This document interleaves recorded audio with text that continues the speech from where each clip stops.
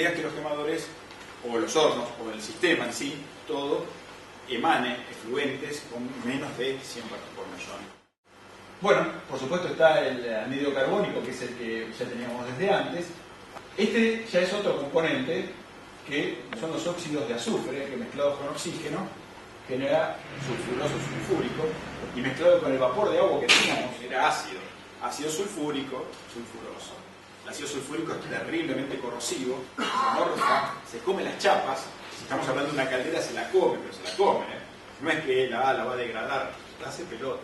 Lo primero que canta que hay mucho azufre en la combustión, o hay mucho azufre en fuego, en el caso de combustible líquido, es la chimenea, porque la chimenea suele ser de chapa más fina que el resto, y lo primero que muere es generalmente la chimenea. Y en la base, donde hay más temperatura, más rápido todavía, y donde está condensación. Entonces tenemos por ahí condensación de agua y ácido sulfúrico, y la chimenea pero de papel, parece que la toca y uno la agujerea con el dedo cuando llega corroída. Y de adentro para afuera es la corrosión, no es de afuera para adentro. Una afuera, la pintura por ahí está impecable, y adentro está toda podrida, y llega con el destornillador y la agujerea. Y lo único que quedó es la pintura, adentro no hay nada, el hierro ya se comió todo. Y como yo les dije, el azufre, ¿se acuerdan? El azufre está bien en el combustible. ¿Yo qué hago? ¿Cómo evito el azufre en la salida de chimenea? Poco puedo hacer desde el quemador. No sé si se entiende, ¿no? El quemador no pasa nada. Si el azufre viene, se quema y sale como óxido. Cuando se agarra con el vapor de agua se genera el ácido sulfúrico. Yo no puedo hacer nada. Lo que tengo que hacer con el azufre, lamentablemente, es sí o sí controlar el combustible. El combustible tiene que ser con bajo azufre. El gas natural, ya les dije, es despreciable. El gas envasado también. Lo que no es despreciable es el fuero único. No termina ahí la cosa. Cuando yo les decía, ¿se acuerdan? El comburente que era, en este caso, el aire de combustión, que no es simplemente oxígeno, sino que tiene mayoritariamente nitrógeno.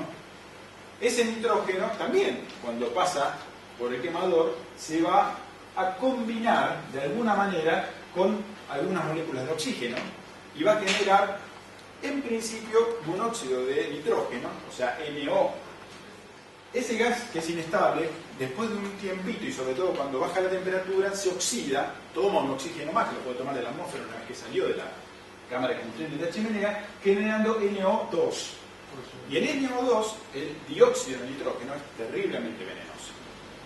Es terriblemente venenoso. Es mucho, por lo que dicen los libros, mucho más complicado todavía que el monóxido de carbono, que por ahí uno lo puede combustionar. Decíamos, ¿qué hago entonces con los óxidos de nitrógeno? ¿Cómo lo puedo yo un poquito controlar?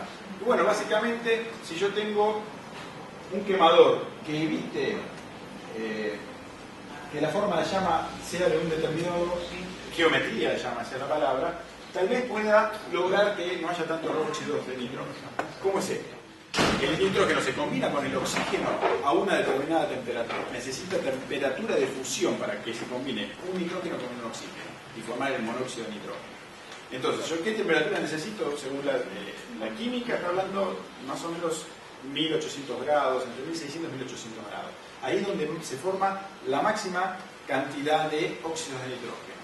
Si yo logro trabajar por arriba de esa temperatura o por abajo de esa temperatura, evito esa deformación en su gran medida. No la evito 100%, pero la evito en un 99%, que es, ya estoy dentro de los valores razonables. Trabajar por arriba quiere decir trabajar toda la cámara de combustión por arriba. Ustedes saben que eso es muy difícil. Lo que sí puedo hacer es que ningún punto pase de 1800 grados. Eso sí podría ser. Hago una llama, entre comillas, más fría. Una llama que no pase los 1800 grados. O sea, una llama evitando los dardos. ¿Vieron como la autógena que tiene el dardo de temperatura? ¿Dónde suelta la autógena? Donde tiene el dardito de máxima temperatura. No suelto en el resto de la llama. Suelto donde está la puntita de alta temperatura. Si yo evito hacer una llama con ese tipo de dardos de alta temperatura, evito seguramente la mayor parte de la generación de óxidos de nitrógeno que realmente altos. Realmente los quemadores, sea monotubio o sea de estos, tienen una llama pareja para evitar la formación de NO2. O sea, esto es controlable desde el diseño del quemador. El quemador tiene que estar diseñado para ser de bajo NO10. Acuérdense que la X es porque puede ser monóxido de nitrógeno o dióxido de nitrógeno, NO1 o NO2.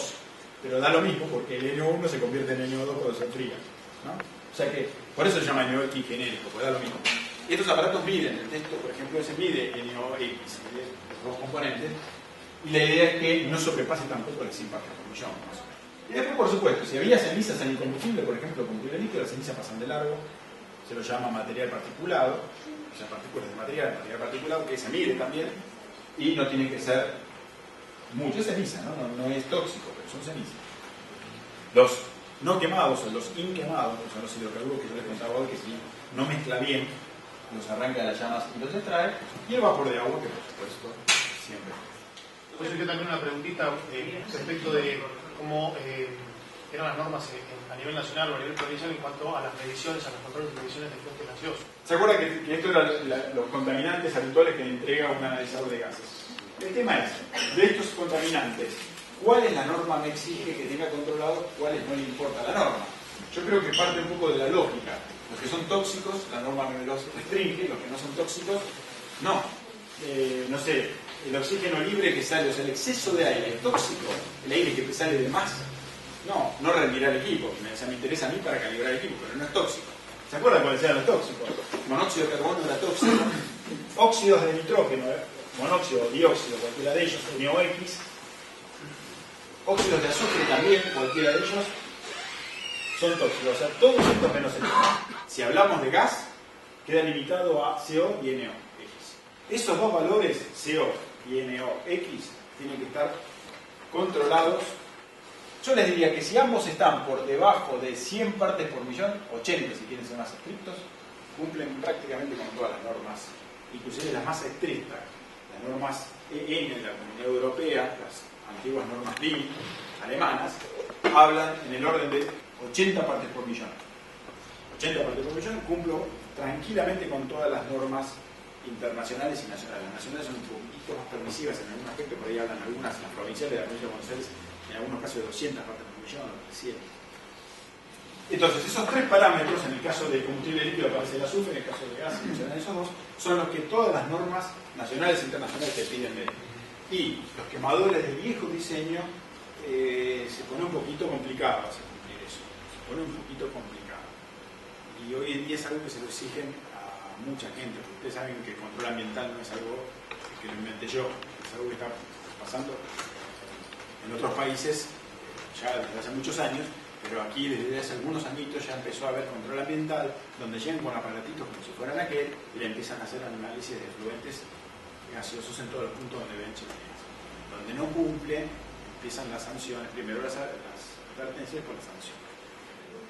Por supuesto, también mide temperatura de chimenea, temperatura ambiente, la temperatura ambiente la mide en una termocupla que tiene incorporada el aparato fuera, obviamente, de la caldera, y la termocupla que está en la punta de la sonda mide temperatura de los gases, entonces calcula el salto térmico para poder calcular cuántas calorías se están yendo por chimenea también, para calcular el rendimiento, que en definitiva es uno de los datos que me interesa de la combustión también, ver qué rendimiento de combustión tengo yo, en función de la temperatura de chimenea, que se me está yendo calorías por la chimenea, y en función de los contaminantes que estoy teniendo.